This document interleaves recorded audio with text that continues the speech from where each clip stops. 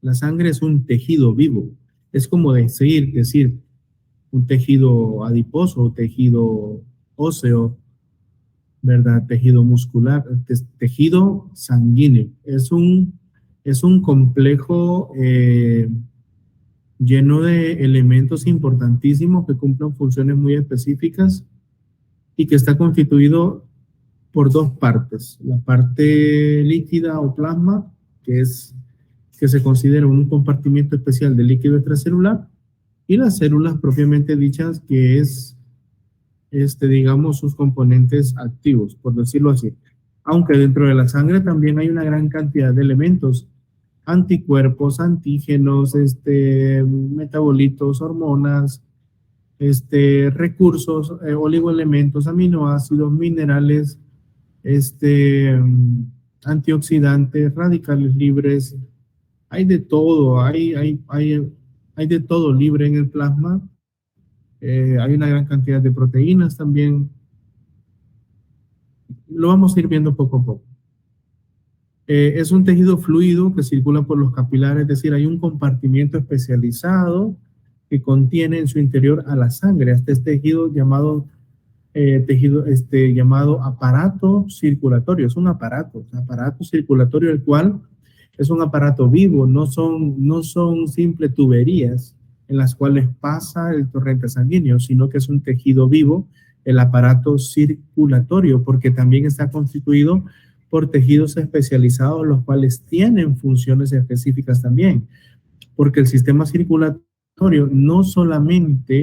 el sistema circulatorio no solamente tiene las paredes vasculares como compartimientos, sino que también secretan sustancias importantes como el óxido nítrico, la endotelina, y elementos que le dan características únicas a ese aparato que contiene que es un compartimiento especializado para contener al tejido sanguíneo. Como lo van a ver ustedes, enfermedades como la arteriosclerosis, la ateromatosis, enfermedades cardiovasculares, enfermedades digamos, isquémicas, etcétera, en los tejidos o en los órganos, se deben a un mal funcionamiento de ese aparato. Un aparato que puede inflamarse aguda o crónicamente. Una lesión vascular por un corte de un cuchillo o algo, me paso llevando un vaso sanguíneo, estoy dando una injuria que va a provocar un fenómeno agudo inflamatorio del sistema circulatorio, ocasionando pues toda una respuesta hacia ese fenómeno, respuesta muy característica, como es el caso de la formación de coágulos, inflamación tisular, la migración por quimiotaxis de sustancias reparadoras, histamina, leucotrienos, prostaglandinas, etcétera. Va a generar el reparo del tejido y el reparo del aparato circulatorio. También puede haber un deterioro por inflamación crónica, como es el caso de la arteriosclerosis, ateromatosis, hipertensión arterial, que son enfermedades crónicas del sistema circulatorio que por alguna medida incluso se ha llegado a encontrar en diferentes estudios que puede existir un deterioro crónico de los mismos vasos sanguíneos que alimentan a los vasos, como son la vasa vasorum. Vasa vasorum son los vasos de los vasos, es decir, vasos de gran calibre también están irrigados por microvasos sanguíneos que cumplen funciones para poder nutrir las paredes de los grandes vasos que están constituidos, como ustedes lo recuerdan, cuando vimos en histología el sistema circulatorio, el sistema vascular, están constituidos por una adventicia, una capa muscular y una capa intersticial o serosa que nos va a permitir darle la integridad o el soporte a ese aparato circulatorio. Es decir, es demasiado complejo, que tanto es funcionalmente, mecánicamente funcional, como también endocrino. Como les mencionó, produce endotelina principalmente y otros, y tiene también en su capacidad endotelial la capacidad de formación de óxido nítrico, el cual pues nos va a permitir una vasorelajación, una vasodilatación en casos especiales y una vasoconstricción por la endotelina también en casos que así lo amerite. Acuerden ustedes que este aparato circulatorio también está dotado por un sistema nervioso simpático, el cual va a permitir darle el tono vascular, el tono simpático, el tono vascular a esos vasos sanguíneos para poder mantener la presión arterial. Es decir, el aparato circulatorio es demasiado complejo, no son solamente puros tubos donde pasa la sangre, sino que es demasiado complejo. El prefijo em de hemo, también hemato, deriva del griego aima, que se usa en un léxico médico para referirse a lo relacionado con la sangre. Hem o hemo significa sangre. Por ejemplo, hemostasia, hematócrito, hemodinámico, hematíe, hematopoiesis, etc. La sangre es una dispersión coloidal. Las plaquetas representan su fase continua y fluida, y los elementos formes representan la fase dispersa del sistema en forma de pequeños corpúsculos semisólidos. Es decir, que van a haber células blancas, células que son los linfocitos y demás, las células rojas, que son los eritrocitos, y tenemos las plaquetas, que son las encargadas de el reparo y de la formación de los coágulos para el reparo vascular. La sangre representa el 7% del peso corporal y la volemia es de aproximadamente 5 litros, de los cuales 2.7 a 3 son plasma sanguíneo. Es decir, que del 100% de la sangre, las 3/5 partes son plasma. Las 3/5 partes son plasma. El resto son células que conforman los glóbulos rojos, glóbulos blancos, plaquetas.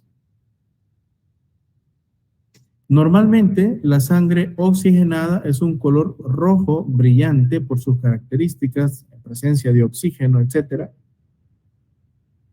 En cambio, la sangre que pasa por las venas, por lo general o por regla general, es más oscura porque carece de oxígeno. Ya hemos estudiado otros órganos que presentan una variante anatómica en cuanto a la nomenclatura, porque las arterias que salen del corazón llevan sangre venosa, específicamente las arterias pulmonares. Y luego retorna esta sangre oxigenada por las venas pulmonares hacia el corazón. Entonces, existen esas pequeñas variantes de la nomenclatura circulatoria, ¿no? Porque por lo general, sangre venosa desoxigenada, sangre arterial oxigenada. Como todo tejido, la sangre se compone por células y componentes extracelulares. Estas dos fracciones titulares vienen representadas por los elementos formes de la sangre, es decir, elementos semisólidos como, por ejemplo, pues que pueden estar representados por mitad líquido, mitad sólido, particulados o corpúsculos representados por células o componentes derivados celulares, como lo son pues los glóbulos rojos, glóbulos blancos, como les había mencionado, y el plasma, que normalmente es una solución translúcida, porque no es transparente, porque no es agua, es translúcida porque deja pasar la luz, pero en un vaso con plasma no vamos a poder ver al otro lado con claridad qué es lo que vemos al otro lado, o sea que no es transparente, sino translúcido porque deja pasar la luz, constituido por elementos que están suspendidos y le dan su color característico, como por ejemplo la albúmina y otras proteínas le dan el característico color amarilloso al plasma, un color como entre que amarillo claro y un blanquecino característico que le dan esa coloración, pero no es blanco completamente ni tampoco es amarillo. sino un color pues característico, como que si fuera, ¿han visto ustedes la clara del huevo? La clara del huevo no es transparente completamente, porque ustedes la ven tiene un tono amarillento, no porque sea contaminado del color de la yema, sino que porque tiene un color amarillento por la cantidad de proteínas que posee. De igual manera, el plasma. Entonces, se dice que el 45% de la sangre son células aproximadamente y el 55% está representado por el plasma. Todo esto depende de qué tan hidratado esté una persona, porque el plasma, su mayor componente es agua. Entonces, si una persona está súper deshidratada, va a tener lo que nosotros le llamamos hemoconcentración. Es decir, que se va a hacer un examen donde se mide el hematócrito y le va a salir el hematócrito como de 50, como de 55, cuando realmente no tiene tanta hemoglobina. A lo mejor la hemoglobina le salga de más o menos 18 de hemoglobina. Cuando una persona de 18 de hemoglobina difícilmente va a tener circulando la sangre bien, se le puede tapar, etc. Muy espesa, pues, entre comillas. Entonces, pero si este paciente se rehidrata súper bien, entonces va a volver nuevamente a esa relación que hay entre 45% células, 55% plasma. Algunos textos hablan de un rango entre 55 a 60% plasma y el 40% células. Puede variar de un texto a otro.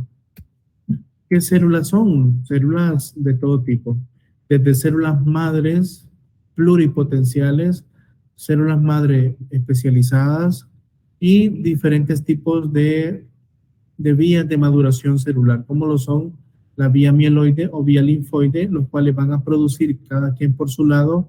La vía mieloide va a producir células de glóbulos rojos, plaquetas, monocitos, neutrófilos, eosinófilos y basófilos, y la línea linfoide va a producir células natural killer, linfocitos B y linfocitos T. Digamos, esas son las dos producciones de líneas celulares que tiene la médula ósea, por decirlo así, que es el sitio de producción de la sangre. La médula ósea que se encuentra en los huesos largos, la médula ósea roja, es la médula ósea en donde se encuentran, pues, aquellas trabéculas de hueso esponjoso, en donde ustedes pueden ver que alrededor de las trabéculas de hueso vamos a encontrar eh, este, donde se origina, pues, las células sanguíneas, la médula ósea roja, y ahí vamos a encontrar células madre de dos tipos: célula madre pluripotencial, que es la célula madre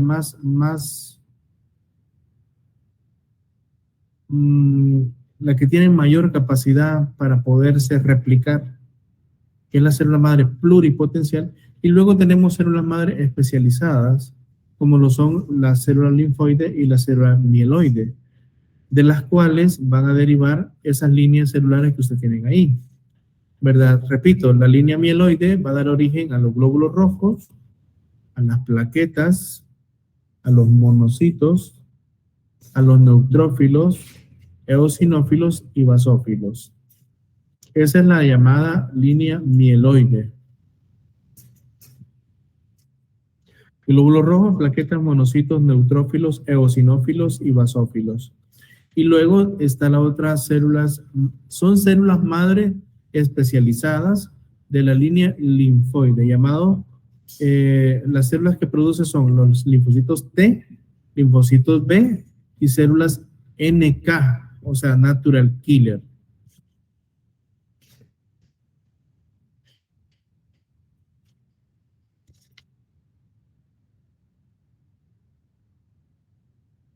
Las células de la sangre son de variado tamaño, pero podemos ver las células sanguíneas conformadas, como ya les había dicho, glóbulos blancos o también llamados leucocitos. Leuco quiere decir blanco, leucocito, o sea, células blancas, ¿ya?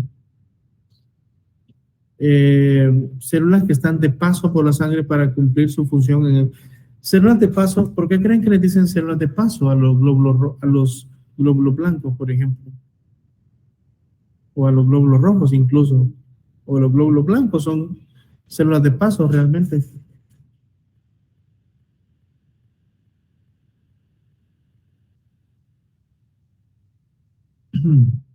porque van de paso,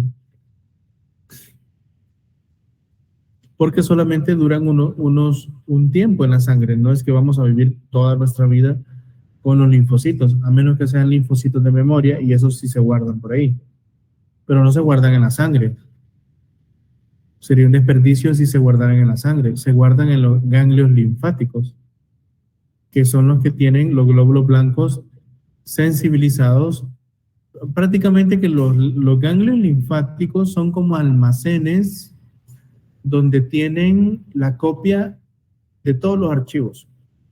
A usted le dio varicela cuando estaba chiquito, pues los linfocitos que se sensibilizaron de la varicela no están circulando en su sangre, están guardados en los ganglios linfáticos. Cuando llega un virus de la varicela, porque por alguien andaba ahí virus de la varicela, y me llega el virus de la varicela a mi cuerpo, existen células que atrapan al virus, como son los linfocitos B, las células dendríticas, que son presentadoras de antígenos, los macrófagos, etcétera. Estos agarran al virus y se lo llevan esposado hasta los ganglios linfáticos. Ahí en los ganglios linfáticos están esos linfocitos ya señores, ya pues tienen sus años, pero son linfocitos que ya reconocen y le preguntan, bueno, ¿y este es el virus de varicela? Viene el linfocito viejo que ya sabe que es un virus de la varicela y le dice, sí, él es el virus de la varicela, atáquenlo. Y lo atacan y a usted no se le desarrolla la varicela, ¿ya? Pero los linfocitos sensibilizados que ya guardan, son linfocitos de memoria, no andan circulando en la sangre. Que muchas veces dicen que andan circulando en la sangre, los linfocitos de memoria, por eso que ya no nos enfermamos. Sí y no, principalmente se encuentran en los ganglios linfáticos porque están guardaditos ahí. Imagínense cuando a una persona le quitan ganglios linfáticos, le están robando información valiosa, entonces va a tener que volver a aprender a sensibilizarse. Por eso es que no es bueno quitarse las amígdalas, porque son de la cadena ganglionar simpática, digo, ganglionar linfática.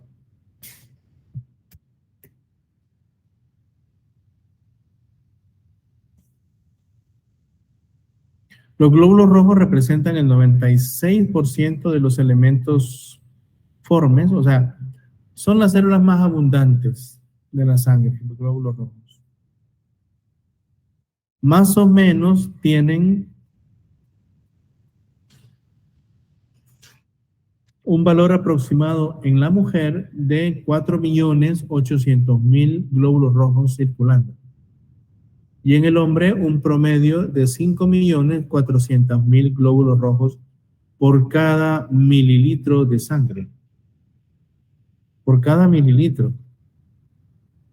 Ahora multiplíquenlo. ¿Cuántos mililitros hay en 5 litros? Y eso lo multiplican por el número de glóbulos rojos que hay en cada mililitro de esos 5 litros que tenemos. Son un montonazo. Son prácticamente las células más abundantes de nuestro cuerpo. Pero, curiosamente, se recuerdan ustedes que para su maduración, y eso se lo tienen que aprender, recordar un poquito de histología, para su maduración ellos provienen de una célula madre especializada, llamada proeritroblasto. El proeritroblasto es una célula que es una célula grande y que está con un núcleo. Pero a medida va madurando, gracias a la hormona llamada eritropoyetina, madura y pierde el núcleo y se transforma. Antes de transformarse en una célula funcional, tiene que botar el núcleo, pasar una serie de transformaciones y convertirse en un glóbulo rojo propiamente dicho. Así que si me dicen, ¿puede funcionar una célula sin glóbulo rojo? Sí, lo único que el glóbulo rojo no se puede replicar, no tiene mitosis, o sea, no se va a replicar. Inteligentemente el cuerpo lo hizo así, fisiológicamente.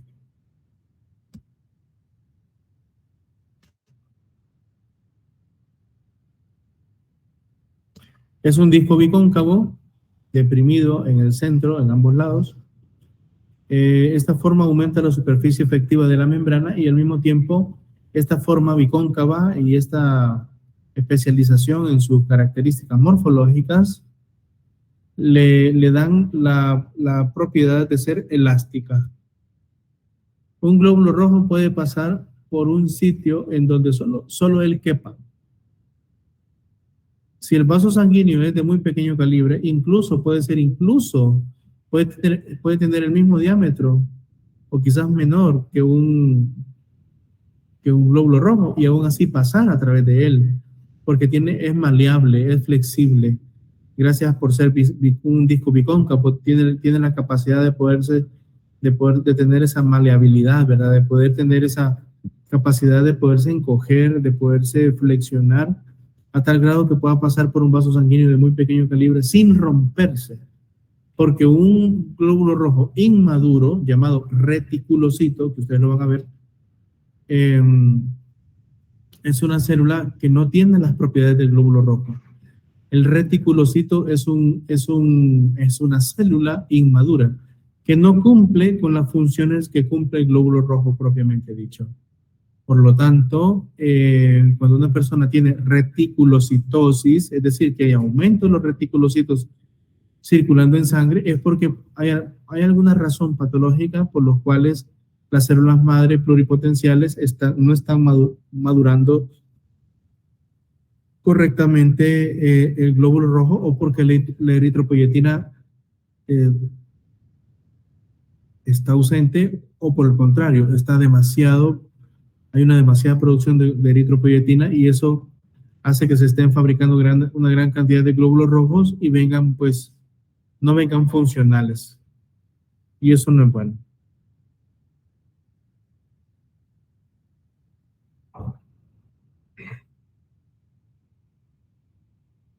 Tiene una vida media, puede ser unos días antes o unos días después, pero 120 días de vida. Después de eso pasan por el vaso y se destruye. El vaso destruye al glóbulo rojo que ya tiene esa edad, aproximadamente entre los 110 a 130 días aproximadamente. Hay algunos que mueren antes, pero la mayoría muere a los 3, 4 meses. Pueden morir en varios lugares, el vaso es el que más lo rompe y lo destruye, el vaso, pero también pueden morir en el hígado, pueden morir en otros tejidos a distancia que por alguna razón ya no tienen la misma flexibilidad, pasan por un vaso sanguíneo muy pequeño y se rompe. Entonces, en definitiva, puede ser en cualquier lado, pero más y en abundancia y por tradición es el vaso quien destruye los glóbulos rojos. Hablemos de los glóbulos blancos, que también son llamados leucocitos. Son las células encargadas del mantenimiento de la integridad de la sangre en función de que no llegue ningún agente nocivo, que no entre para nuestro cuerpo ningún elemento que nos vaya a desencadenar procesos de inflamación, antígenos, virus, bacterias, metabolitos tóxicos, proteínas que pueden ser nocivas para la integridad de nuestro cuerpo. Entonces los glóbulos blancos están muy atentos de lo que acontece en cuanto a la salud y en cuanto a los procesos de inflamación en la sangre.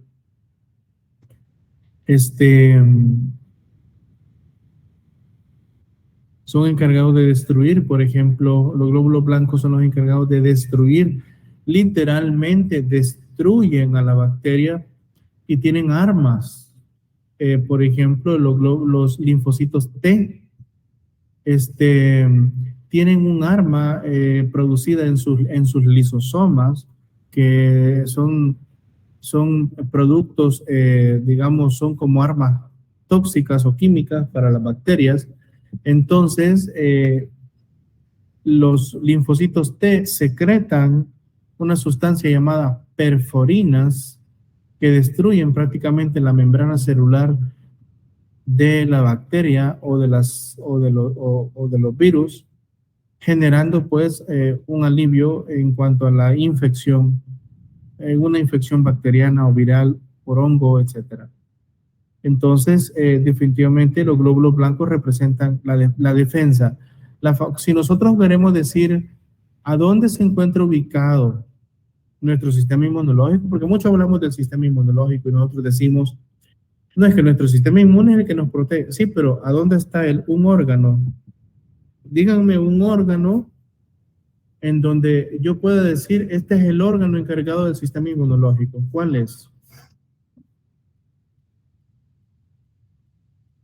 O sea, el órgano encargado de la respiración, el pulmón. Órgano encargado de la digestión, tubo digestivo. Órgano encargado de la locomoción, los músculos. Órgano encargado del procesamiento de los minerales, los líquidos, el riñón. Órgano productor de hormonas, la glándula suprarrenal, y etcétera, etcétera. El sistema nervioso, por su parte. Pero el órgano encargado del sistema inmune, ¿cuál es? Si lo queremos ubicar anatómicamente en un sitio. La médula espinal es tejido nervioso.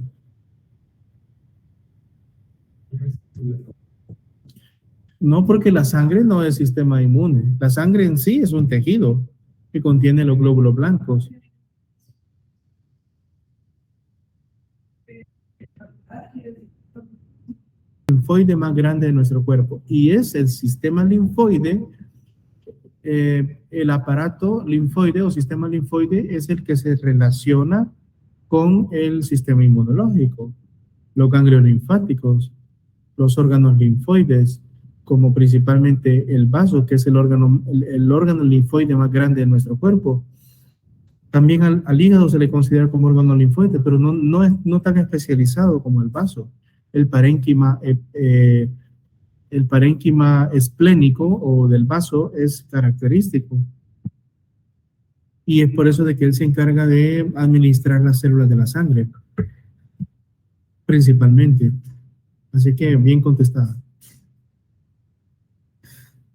Mal contestada. No, es que la médula, porque es puro sistema esplenectomizado. Es un paciente que por alguna razón le quitaron el vaso porque a lo mejor en un trauma de abdomen se le explotó el vaso, tuvo un accidente de tránsito, o una bala le pasó por el vaso, se lo rompió, etcétera. Entonces le quitan el vaso porque el vaso no se puede reparar quirúrgicamente porque es como que gelatina, es muchísimo más frágil que el hígado, por ejemplo. Entonces, mejor lo quitan, porque si lo quieren reparar, el vaso no deja de sangrar nunca. Entonces, el paciente se va a morir por sangrado y es mejor le quitan el vaso. Entonces, ¿quién va a hacer la función del vaso? Nadie, pero el hígado ayuda un poco. Por eso que las personas que se les ha quitado el vaso, se está muy pendiente de cuánto del hematócrito, de la hemoglobina. Constantemente se les hace hematócrito, hemoglobina, para ver si no tienen una hemoglobina de 20. Si tienen una hemoglobina de 20, tienen una policitemia, que eso es malo también. Eso lo menciona en su libro en el capítulo 30, ¿qué? 33. Y por lo tanto, pues la policitemia es patológica. Se pueden tapar las arterias de pequeño calibre, etcétera. ¿Y cuál es la solución a este problema? No hay ningún medicamento para solucionar la policitemia más que el botarle sangre al paciente. Se le saca 1 o 2 litros de sangre al paciente y se le pone por otro lado, se le pone solución salina o algo otro, o se le pone plasma o se le pone otra cosa para compensar la volemia mientras se le está haciendo el drenaje de la sangre para sacarle gran cantidad. Y eso se hace cada cierto tiempo, no cada semana, pero cada cierto tiempo, cada 2, 3 meses, se le está sacando sangre al paciente para poder sacarle glóbulos rojos y otro tipo de células que están en exceso, ¿verdad? En el paciente, porque una policitemia también puede morir. Una policitemia les puede dar un ACV, un infarto, pueden perder la vista, pueden perder los riñones, se pueden tapar los vasos sanguíneos de muy pequeño calibre, se pueden tapar, ¿verdad? Normalmente los glóbulos blancos andan en un rango aproximado entre los 4.500 y 11.500 células por cada milímetro cúbico, o por cada microlitro, o por cada centímetro cúbico de sangre, o por cada mililitro cúbico de sangre. Entonces, lo normal es hasta nosotros en la práctica médica consideramos hasta 10.000. En la práctica médica, si yo veo que una persona tiene 9.000 o tiene 10.000, está normal. Ya si una persona tiene 11.000 o 12.000, ahí ya hay un problema en donde se están multiplicando los glóbulos blancos más de lo normal. Pero clínicamente consideramos hasta 10.000 aproximadamente. Ya 11.000, 12.000, ya lo consideramos arriba de lo normal. Arriba de 11.000 o 12.000 ya es anormal.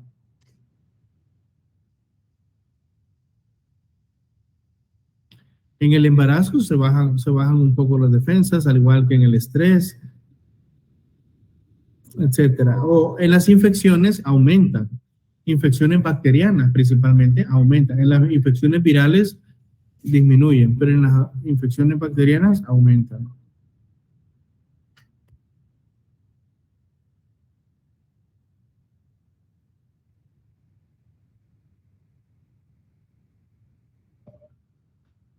En los glóbulos blancos, como ustedes ya bien lo saben, y principalmente en la línea mieloide, existen los famosos granulocitos y los agranulocitos. ¿Y de qué depende el nombre? Depende de la composición citoplasmática de las células, principalmente por las inclusiones citoplasmáticas. Si tiene inclusiones citoplasmáticas de pigmentos, se les llaman granulocitos. Pero si en su citoplasma no aparecen pigmentos de coloración, entonces son agranulocitos. Eso lo vimos cuando estuvimos en histología, y si no lo vimos, pues aquí se lo van a aprender. Los granulocitos y los agranulocitos. Ya lo vamos a ver cuáles. Normalmente, y como recurso mnemotécnico, los granulocitos casi siempre tienen la terminación filo. Filo. Los granulocitos terminan en filo, como los eosinófilos, basófilos, neutrófilos, son granulocitos. En cambio, los monocitos y los linfocitos son agranulocitos.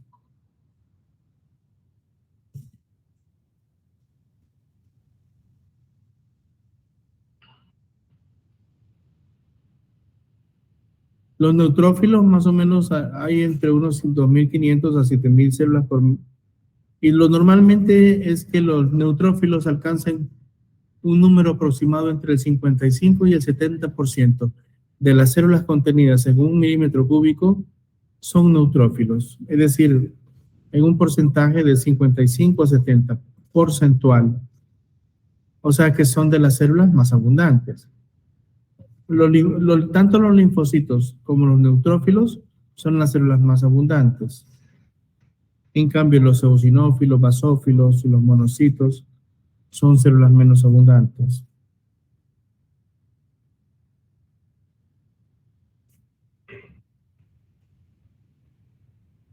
Como pueden observar, los basófilos solamente comprenden el 0.2 a 1.2 porcentual del 100% de la cantidad de células blancas que van a encontrar en un mililitro. O sea, es muy difícil. Cuesta mucho ver un basófilo en un frotis de sangre periférica bajo el microscopio, cuesta mucho verlo, porque casi no hay. Los eosinófilos igual, de un 1 a un 4% es lo normal. Y tienen células con un núcleo en forma de lentes de piloto o en forma de un antifaz.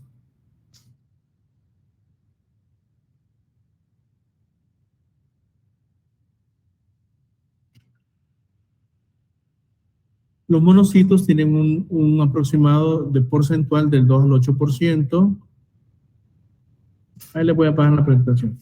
Y los linfocitos tienen bastante, del 24 al 32% porcentual. O sea que tanto los linfocitos como los neutrófilos, que tenían casi el 70% porcentual, ¿cómo que se llama? Son las células más abundantes en la sangre. Digo, como glóbulos blancos, porque no porque los glóbulos rojos son los más abundantes. Los linfocitos B, también llamada inmunidad humoral, son los encargados de la formación de los anticuerpos. En cambio, los linfocitos T son los llamados linfocitos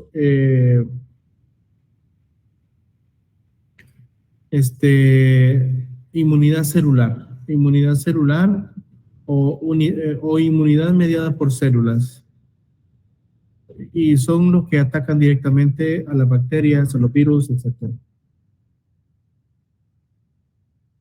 Las plaquetas tienen un tamaño de 2 a 3 micras y más o menos andan circulando en sangre un aproximado de entre 150 y 450,000 de plaquetas. Cuando a una persona le baja por debajo de 150,000, ya hay que preocuparse, porque si a esa persona le llegan las plaquetas a 60,000, a 50,000, 40,000, es una persona que está tan, pero tan vulnerable a que pueda sangrar de cualquier parte, que el paciente puede hacer una coagulación intravascular diseminada y fallecer por un sangramiento masivo o porque el paciente no ha tenido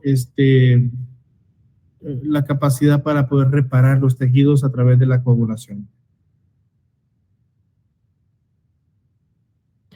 Bueno, nos vamos a quedar hasta aquí. Vamos a ver en la otra clase el día de mañana. El día de mañana no vamos a venir porque es día feriado. Así es que la clase el que sigue es tipos sanguíneos. Ahí vamos a ver, por favor, vayan llevando la secuencia porque vamos a ir viendo capítulo 33, capítulo 34, 35 y 36. Creo que solamente 4 capítulos vamos a ver. Si no es que no los vamos a ver todos, creo yo. Vamos a ver este capítulo de sangre de tipos sanguíneos y vamos a ver también el capítulo de